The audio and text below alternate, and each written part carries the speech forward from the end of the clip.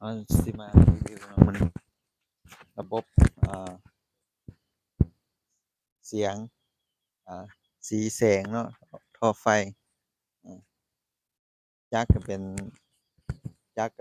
9แฮงครึ่งเนาะแต่ว่าเดี๋ยวนี้เขาอัปขึ้นเป็น11แฮงความไวเคลื่อนที่มัน30กิโลเมตรต่อ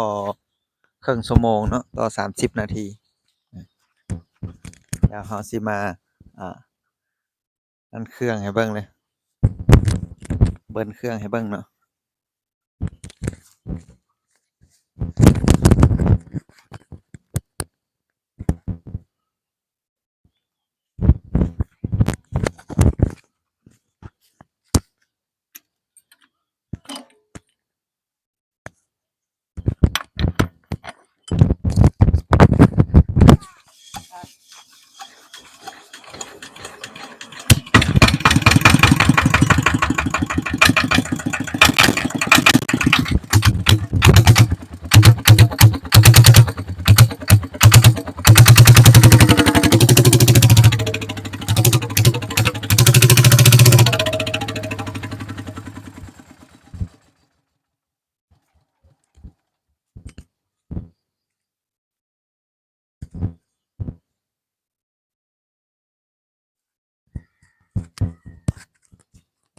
สำหรับตัวนี้มัน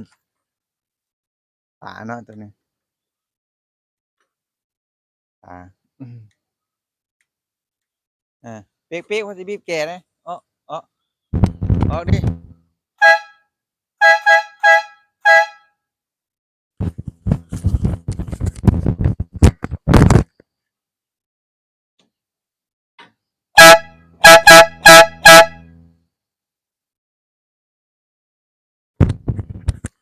เป็นได้ได้ได้เพิ่นว่าได้อยู่บ่เป็นได้ได้บ่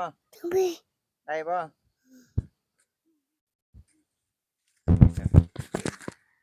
เบรกเนาะเบรกหลัง